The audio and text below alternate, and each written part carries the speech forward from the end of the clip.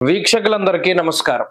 2025వ సంవత్సరం మే నెలలో ద్వాదశ రాశుల వారికి ఏ విధమైనటువంటి శుభాశుభ ఫలితాలు కలగబోతూ ఉన్నాయో తెలుసుకోవడానికి ముందు మే నెలలో ఉండేటువంటి ముఖ్యమైన గ్రహాల తాలూకు స్థితిగతులను గనక పరిశీలన చేస్తే మే నెల 7వ తారీఖున చాలా కాలంగా బుధుడు మీనరాశిలోనే సంచరిస్తూ ఉన్నారు.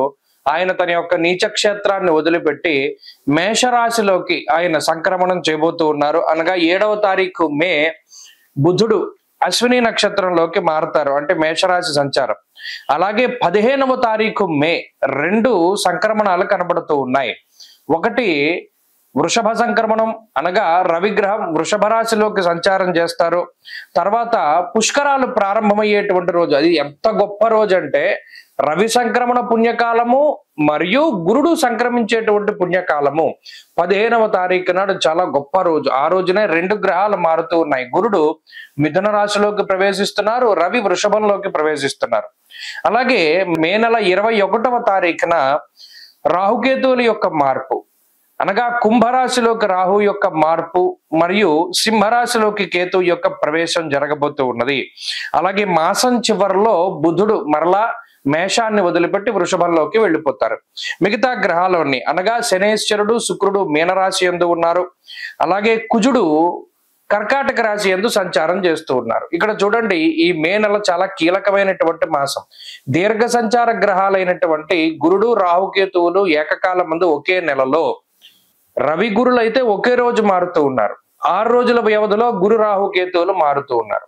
మరి ఈ గ్రహ సంపత్తిలో మే నెల అసలు ఏ విధంగా ఉండబోతూ ఉన్నది అనేటువంటి విషయాన్ని మనం తెలుసుకుందాం. ధనురాశి వారికి 2025 మే నెల అనుకూలమైనటువంటి మాసంగా చెప్పచ్చు. ఇందులో 2 ప్రధానమైనటువంటి విషయాలు. ఒకటి, ఇప్పటి వరకు షష్ఠ స్థానంలో ఉన్నటువంటి రాశ్యాధిపతి అయినటువంటి దేవగురు బృహస్పతి 15వ తారీఖు దగ్గర నుండి సప్తమ స్థానంలోకి వెళ్ళడం, అది ఒక అనుకూలత. రెండవ అనుకూలత, పంచమ స్థానంలో సంచరిస్తూ ఉన్న రవి షష్ఠ స్థానంలోకి వెళ్ళడం. అలాగే ప్రతికూలించేటువంటి గ్రహమైనటువంటి రాహు అర్ధాష్టమ స్థితి నుండి 3వ స్థానంలోకి రావడం. అలాగే బుధుని యొక్క శుక్రుడి యొక్క బలాలు ఉండడం, ఇవన్నీ కూడా అనుకూలించేటువంటి అంశాలు. అష్టమ స్థాన స్థిత కుజుడు, అర్ధాష్టమ శనేశ్వరుడు, ఇవి 2 గ్రహాలు మాత్రమే ఈ రాశి వారిని కొంత ఇబ్బంది పెట్టేటువంటి గ్రహాలు. అయినప్పటికీ కూడా ఈ మే నెల గత 2 నెలలతో పోల్చుకుంటే, అంటే మార్చి నెల ఏప్రిల్ నెలలతో పోల్చుకుంటే ఈ 2025వ సంవత్సరంలో అత్యద్భుతమైనటువంటి ఫలితాలని ఇస్తుంది. ఎందువల్ల దాదాపుగా 12 సంవత్సరాల తర్వాత దేవగురువు అయినటువంటి బృహస్పతి సప్తమ స్థానమందు యోగించేటువంటి ఒకే ఒక్క గ్రహం. సప్తమ స్థానంలో మరి ఏ ఇతర గోచార గ్రహం అనుకూలించదు. లగ్నాత్తు చంద్రలగ్నాత్తు సప్తమంలో యోగించేటువంటి ఏకైక గ్రహం బృహస్పతి. కాబట్టి ఆయన దృష్టి పరిపూర్ణంగా రాశి మీద ఉండడం, అలాగే అర్ధాష్టమ రాహు దోషం తొలగిపోవడం, ఇవన్నీ కూడా చాలా పాజిటివ్ ఆస్పెక్ట్స్ గానే మనం చెప్పవచ్చును. దీనివల్లను అలాగే రవి యొక్క బలం షష్ఠేరవౌ సుసౌఖ్యాదిన్ యత్ర కార్యార్థ సాధనం.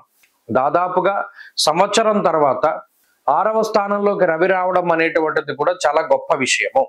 1 సంవత్సర కాలం తర్వాత 6వ స్థానంలో రవి యోగిస్తున్నారు. 12 సంవత్సరాల తర్వాత సప్తమ స్థానమందు గురుడు యోగిస్తున్నారు. ఇది చాలా గొప్ప విషయాలు.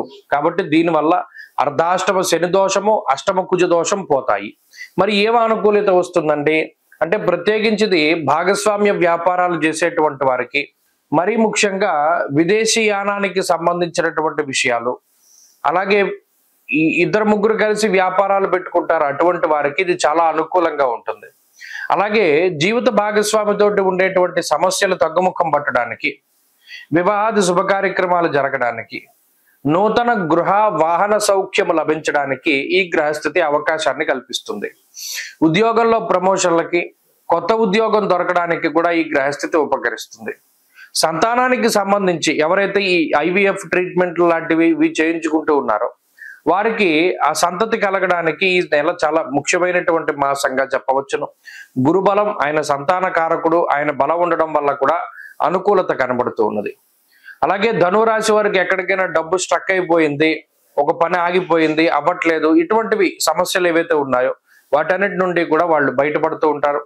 ప్రత్యేకించి ఇంట్లో ఉండేటువంటి కుటుంబ సభ్యుల తాలూకు ఆరోగ్య విషయాలు, అలాగే ఆర్థిక సంబంధమైన విషయాలు, కుటుంబ సంబంధమైనటువంటివి, విద్యా, ఉద్యోగము, వ్యాపారం ఇవన్నీ కూడా అనుకూలించడానికి ఈ గ్రహస్థితి ఎక్కువగా అవకాశాన్ని కల్పిస్తుంది. కాబట్టి ధనురాశి వారికి ఇది చాలా గొప్ప మాసంగానే చెప్పవచ్చును. అన్నిట్లోనూ కూడా విజయాన్ని సాధించగలుగుతారు. ఆత్మస్థైర్యం పెరుగుతుంది, ధైర్యం పెరుగుతుంది, ఒక సపోర్ట్ దొరుకుతుంది, మంచి అవకాశాలు వస్తాయి. ఎక్కడైనా సరే విజయాన్ని ఖచ్చితంగా సంపాదించగలుగుతారు. ఈ మాసంలో మరింత అనుకూలమైనటువంటి ఫలితాలను సాధించడానికి ప్రతిరోజు రుద్రకవచాన్ని పారాయణం చేయండి. అర్ధాష్టమ శని దోషాన్ని తొలగింపజేసుకోవడానికి పరమేశ్వరుని ఎక్కువగా ఆరాధన చేయండి. ఆరుద్ర నక్షత్రం ఉన్న రోజున శివుడికి అభిషేకం జరిపించండి. మంచి ఫలితాలు సంప్రాప్తమవుతాయి. అక్షయ తృతీయ వైశాఖ మాసంలో శుక్లపక్షంలో వచ్చేటువంటి తదియకి అక్షయ తృతీయ అనేటువంటిది పేరు. నిజానికి జ్యోతిష్ శాస్త్రమందు తదియ అనేటువంటి తిథికి చాలా ప్రాముఖ్యత ఉన్నది. ప్రత్యేకించి తదియ తిథికి గౌరీదేవి అనగా పార్వతీదేవి ఆధిపత్యాన్ని వహిస్తారు, అధిదేవతగా చెప్తారు. మరి వైశాఖ మాసంలో అక్షయ తృతీయ రోజున ఏ వస్తువులు కొంటే మనకి అదృష్ట యోగం పడుతుంది, ఏ వస్తువులను కొంటే దురదృష్టం పట్టి దరిద్ర లక్ష్మి ఇంట్లోకి వస్తుంది అనగా అలక్ష్మీ దోషం పట్టుకుంటుంది అనేటువంటి విషయాల్ని ఈ వీడియో ద్వారా చాలా క్లుప్తంగా తెలుసుకునేటువంటి ప్రయత్నం చేద్దాం. చాలా మందిలో ఒక అపోహ ఉన్నది. ఏమిటి?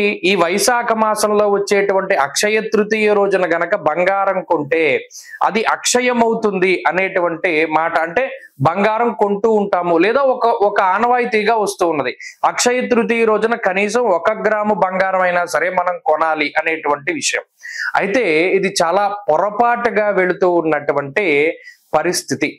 మరి ఏంటంటే నిజానికి అక్షయ తృతీయకు ఉన్నటువంటి ప్రాముఖ్యత అంటే మీరు గమనించండి, వైశాఖ మాసంలోనే ఎండలు చాలా ఎక్కువగా ఉండడాన్ని మనం గమనించవచ్చును.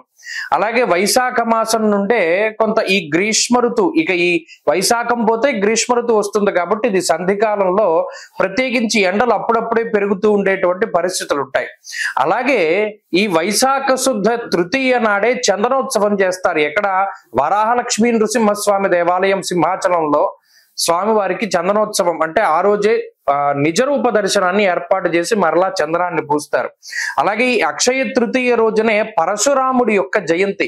మహానుభావుడు 21 మార్లు భూమండల ప్రదక్షిణం చేసి అందరినీ కూడా, అంటే ఆయన తన తండ్రికి రక్తతర్పణాన్ని వదిలేడు, ఆ క్షత్రియ సంహారం చేసి, అటువంటి మహానుభావుడైనటువంటి పరశురాముని యొక్క జయంతి.